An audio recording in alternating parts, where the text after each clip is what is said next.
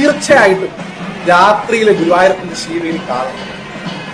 ഗുരുവായൂരപ്പൻ ഒരു ചക്രവർത്തിയായിട്ട്, ഗുരുവായൂരപ്പൻ ഒരു രാജാവായിട്ട് എഴുന്നള്ളുന്ന ഒരു പ്രതീതി നമുക്കുണ്ടാവും. ശരിക്കും ഗുരുവായൂരപ്പൻ ദ്വാരകയിൽ നിന്ന് ഇങ്ങനെ ഇറങ്ങി വരിക നമ്മുടെ അടുത്തേക്ക് നമുക്ക് തോന്നും. അതിൽ ഗുരുവായൂരപ്പന്റെ ശ്രീബുദ്ധബലിയാണ് ആദ്യത്തെ 3 പ്രദക്ഷിണം. 4ാമത്തെ ഒരു പ്രദക്ഷിണം ഗുരുവായൂരപ്പൻ. അത് നിങ്ങൾ കണ്ടിട്ടില്ലെങ്കിൽ നിങ്ങൾ താജ്മഹലോ അല്ലെങ്കിൽ ഈജിപ്തിലെ പിരമിഡോ ഇതൊക്കെ മിസ് ചെയ്യുന്നത് പോലെ നമ്മൾ മിസ് ചെയ്യാൻ പോകുന്ന ഒന്നാണ് ഗുരുവായൂരപ്പന്റെ ആവശ്യം.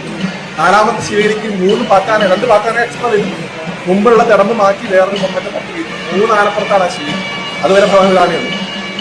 ആ ശിവേലി നടക്കുന്ന സമയത്ത് രാത്രി ഭഗവാന്റെ കോലം ആനയുടെ പുറത്തേക്ക് കയറ്റുന്ന സമയത്ത് അവിടെ ഹാർമോണിയൊക്കെ വായിക്കുന്നത് അദ്ദേഹം ആ കൊടിമരത്തിന് ചുറ്റും സുഗന്ധദ്രവ്യങ്ങൾ കത്തിക്കും, സമ്മേളനത്തിന് പോലുള്ള കാര്യങ്ങൾ കത്തിക്കും.